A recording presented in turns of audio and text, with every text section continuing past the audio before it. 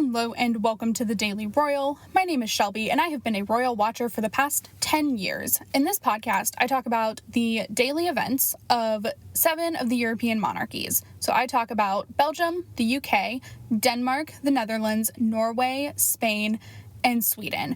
I upload Monday through Friday with occasional bonus episodes here and there. Today we are going to be talking about all of the events from Wednesday, May 26th of 2021. Okay, we're midway through.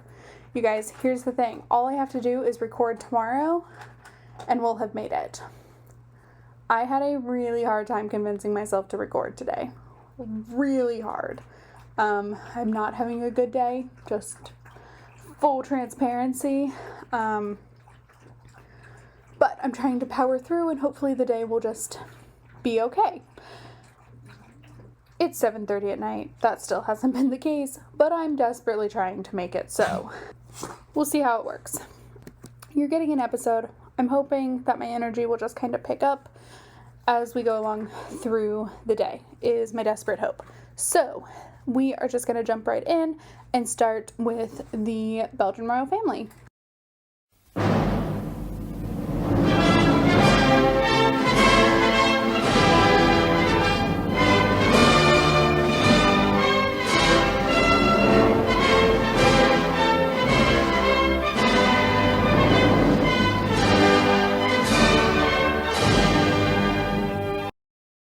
In Belgium today, there was one event shared on social media, but also it's a week full of this.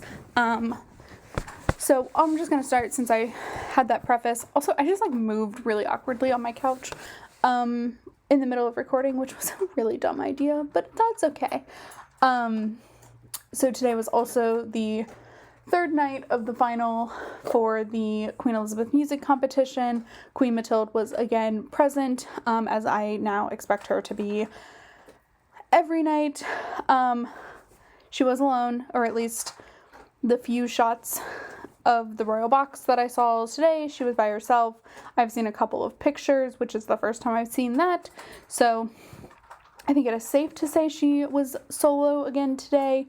I'm nervous to say that because I messed up so horribly the first night. But she was in an all green ensemble, which was really fun. I do love the matchy when that happens. Her face mask was also green, which is she's my favorite. Her face mask collection and the way she wears her face masks is optimal to me. I think I've talked about this. There have definitely been times when I have matched my face mask to my outfit or tried to coordinate it in such a way. Now I have a black cloth mask. I had surgical masks pretty much the whole pandemic that I went through, but now I still have a collection of face masks that I will never get rid of, but my primary one is a black cloth mask. So, yeah, so all green ensemble. It was cute. I didn't like the shirt, but if you just took out the fringe of the shirt, I'd be fine. So that is Queen Mathilde's event, and then also today, so the actual event that was shared, King Philippe visited, my brain, you guys, is not working. So King Philippe received the credentials of new ambassadors. So he received the credentials from 4 new ambassadors from Jamaica, Thailand, Italy, and Brunei at the Belgian Royal Palace today. Not much to say on that. I do wish, and maybe they will at some point, give a behind-the-scenes look on how Belgium does their credential ceremony. How are they taken from the embassy? Is it a big thing? Because I weirdly learned the other day that this is how this happens in Spain too. They take carriages, which I didn't even know that the Spanish government had horse-drawn carriages. I've never seen one before, but apparently they do. And so I now have to know how every single ambassador gets from the embassy to the palace. It's my new goal. not going to spend a lot of time on this goal, but it is my new goal. So that is what was going on in Belgium today. I think I mentioned, so Queen Matilda's schedule is going to obviously be, there is something every day that she is doing. And so I think the final concert is on Saturday night. So I don't know what that really means.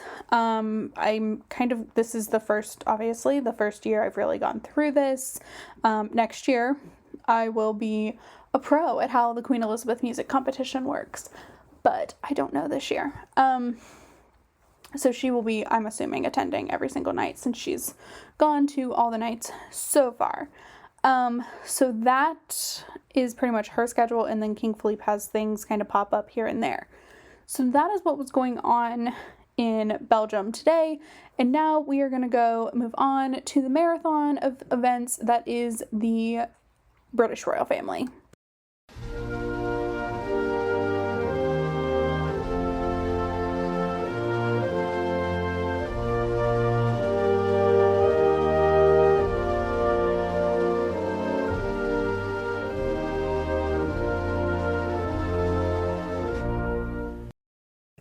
You guys, what a day in the UK. So like every time I would think I was done with the outline, I would go back just to make sure on social media, and I would find something else. This happened twice, to which I went, oh yeah, that did happen today. I kind of forgot about it. However, I want to preface this with Kensington Royal, I think is still their technical Twitter handle.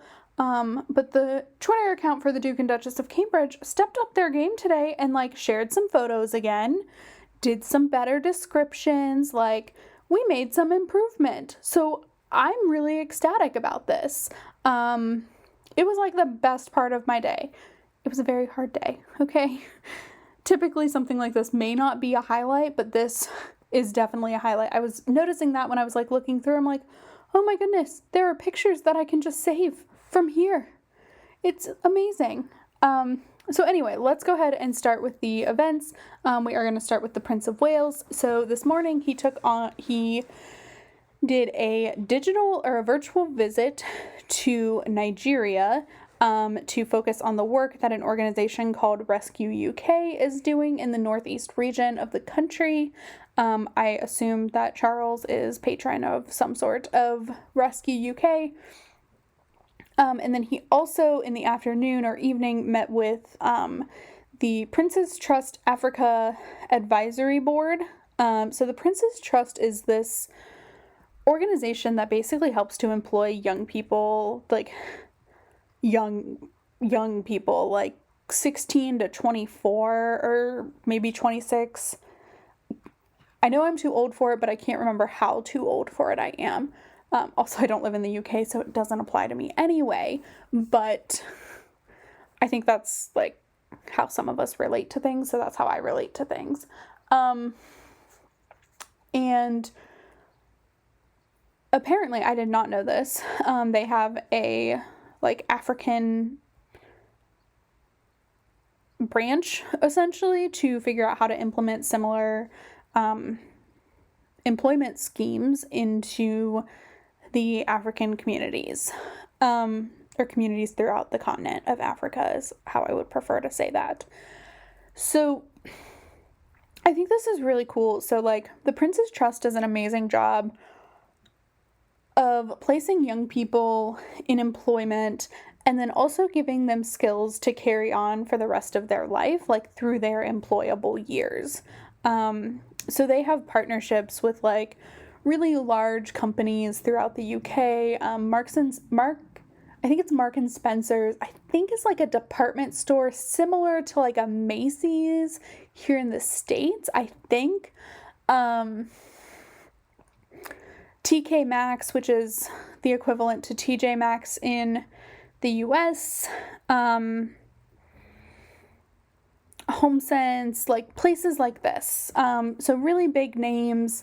I think there was a partnership at one point with Boots, which is a a drugstore, or a drugstore. And so, like, I don't know, I just thought that was really interesting. And I did not know that about the Princess Trust, even though I do follow them on Twitter. So then those were his events. And then also today, the Duchess of Cornwall visited the Royal Academy of Arts. And so she is patron of I think it's the Friends of the Royal Academy, which is the, like, fundraising arm. So the donation arm of the Royal Arts, or the Royal Academy. So she visited there, which I think reopened its doors maybe just today for the first time since the pandemic. And then we go back to Scotland for what I think is day 6 of the visit. So today they were in St. Andrews, which is the day I've been waiting for. They can now, like, just come home. Like, I don't really need them to do anything tomorrow. They can just come home. I'm good. No, that's not true. It kind of is true, but it's okay. So they started their day by visiting a beach in St. Andrews, and they participated in land yachting, which is my new favorite thing, and I must try this at some point, where it's basically like sailing, like using a sail, but then also it's very cool. There are tons of videos out there of them doing this. It looks awesome. So they were doing this with young carers to give them, like, a respite day. So these are caregivers of parents, grandparents, siblings, who have taken on the role of, like, providing primary care to their relative, in this way. So they had, like, a little respite day where they were just on the beach and land yachting and having a grand old time. I thought it was really great. And then they also, of course, today visited their alma mater, so where they went to university. They went to the University of St. Andrews. This is, of course, where they met, began dating. Basically, it's where everything started 20 years ago almost, which is crazy. I can actually, very little, but I can actually remember seeing William's photo shoot on his first day at St. Andrews, which is crazy. But, like, 20 years ago, so they've known each other for almost 20 years at this point, and I just think that's awesome. So that, of course, is always a nice little walk down memory lane. And then to end their portion of the day in St. Andrews, they visited the Pittenweem Fishermen's Mutual Association, where they met with fishermen and their families to focus on the past year for the fishing industry in that part of Scotland. I don't think I ever knew that St. Andrews was, I guess I shouldn't be surprised, but I never knew that St. Andrews, like, had a beach, or that it was, like, a waterfront town. I just didn't know that. I mean, I know in Scotland, like, it's not hard to find, but I've always thought of it more landlocked, more like Edinburgh, I guess, not right by the water. So that was interesting. That was the thing I learned today. And then to end the day, they made it back to Edinburgh to Holyrood House, where they hosted a drive-in screening of the new Disney film Cruella, for NHS staff. So they hosted this at Holyrood. This was really cool. They came in one of Prince Philip's Land Rovers that he had at Holyrood that he used when they were there, that they received, or William received special permission to drive that to the drive-in theater, like drive-in situation, which I think is adorable. The whole thing, just so cute. They also, I don't know, like, if this was shown maybe more at the drive-in or if this was just shared on social media, but they also released a video conference that they had done on Monday with two of the stars of the film, so Emma Thompson and Emma Stone, who are the stars of Cruella, which is, of course, the live-action villain story that Disney has done for Cruella de Vil. I'm not gonna lie, this has now made me excited to watch this movie. So I haven't done a lot of the live action Disney movies. I haven't seen like any of them. I think I saw the Beauty and the Beast one. And Maleficent, I think, are the only two I've seen. And I know there are more, but those are the only two that I've actually watched. I was gonna watch Mulan when it came out, and then I just never did. And so I might watch that at some point, but I'm a huge Emma Thompson fan. So I will definitely watch now just for that. But I will probably wait till it comes out on Disney Plus. Just because the premiere on Disney Plus is really expensive, and then I don't know, I don't want to go to a movie theater. That's still a little too much for my small anxiety of COVID still that exists. So, but anyway, the whole like drive-in, I don't know, maybe I'll watch it in a drive-in. I don't know if I live near any drive-ins. I know there used to be one in like a town in which a lot of my family live, but I don't know if there is anymore. I don't know. Things I'm gonna look at in my life is this. So anyway, that is what was going on there. Wow, I just spent so much time talking. I went away from my recorder, and so I didn't see the time just ticking by. So now I am gonna take a quick peek at the court circular. I don't anticipate there to be a lot, but of course there probably will be. So today Queen Elizabeth held a council of state meeting via video link. And then it's Wednesday, so she and Boris Johnson had their weekly audience via telephone. Oh my goodness. Okay. And then at Clarence House, the Prince of Wales held a meeting for the Waitrose Duchy Organic brand. So this is like a Duchy of Cornwall partnership with the it's a grocery store in the UK called Waitrose. And they partnered together for the organic vegetables grown in the Duchy of Cornwall. And then he held the meeting for the Prince's Trust that we already talked about. The Duchess of Cornwall, patron of the Friends of the Royal Academy, visited the Royal Academy of the Arts. And then also had a meeting with the incoming and outgoing Medical Director General for the Navy, as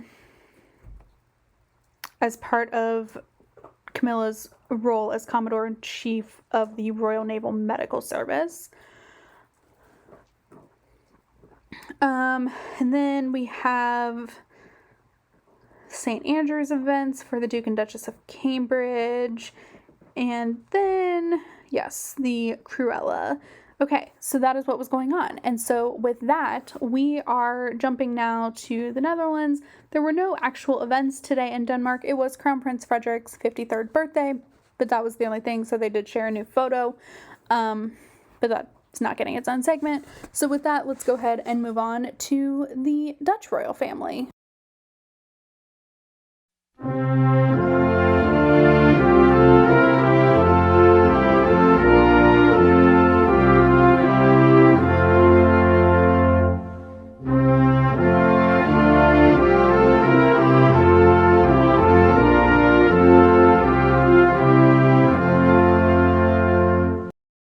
In the Netherlands, there was one event, at least I think. I will confirm that while we're talking here, but today, at least shared on social media, there was one event, and so Queen Máxima today visited a 200-year-old company called Smit & Son, which is a leatherworking company that has obviously been in business for 200 years, which is a substantial amount of time, almost the entire length of the country of the Netherlands in total.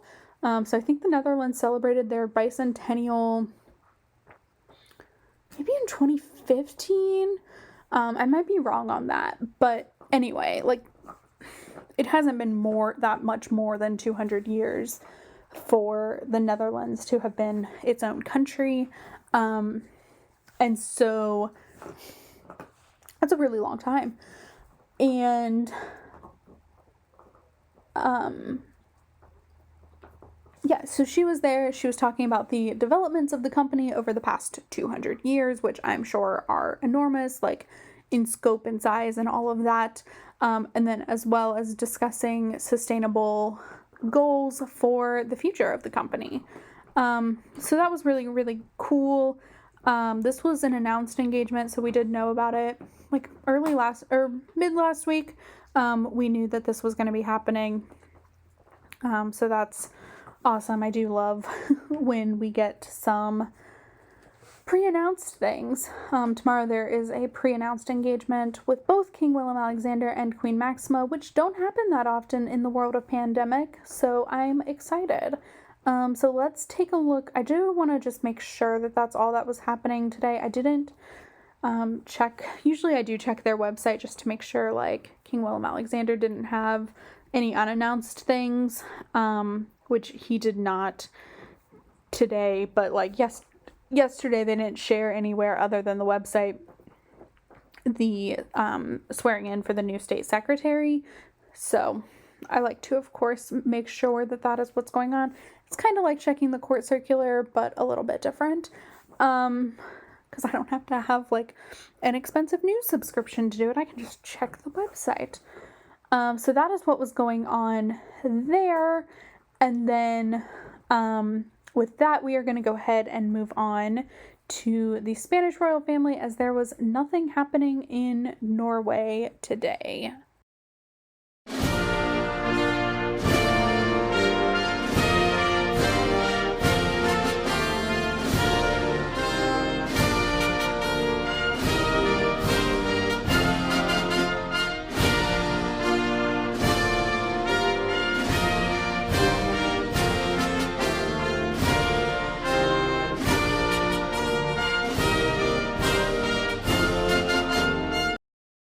The Spanish royal family were back to work today.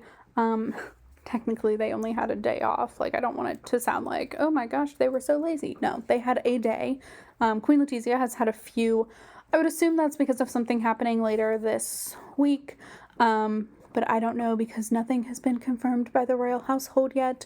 So it'll just be a surprise. We'll see. But today, King Felipe attended the annual report meeting for COTEC, which is an organization in Spain focused on research, development, and innovation. So last year, this was maybe one of like the first in-person events that had nothing to do with the pandemic. That King Felipe and Queen Letizia was there too last year for this. It's not normal for her to go to COTEC things though. But it was like the first non-pandemic related thing that they had done out of Zarzuela, if I'm remembering correctly. I am, because they didn't sit next to each other. They sat like 3 chairs apart because no one knew what to do. It was funny. So today, King Felipe was there solo, but he first took part in a tour of the prototype exhibition that COTEC was putting on for some of the award winners, or some of the people, like some of the companies highlighted. I don't know if they won awards. I haven't watched yet. So that was really cool. This is something that King Felipe does almost, I think, every year and has for a number of years. I think this is something that was like the importance of which was handed down to him when he became king, I think,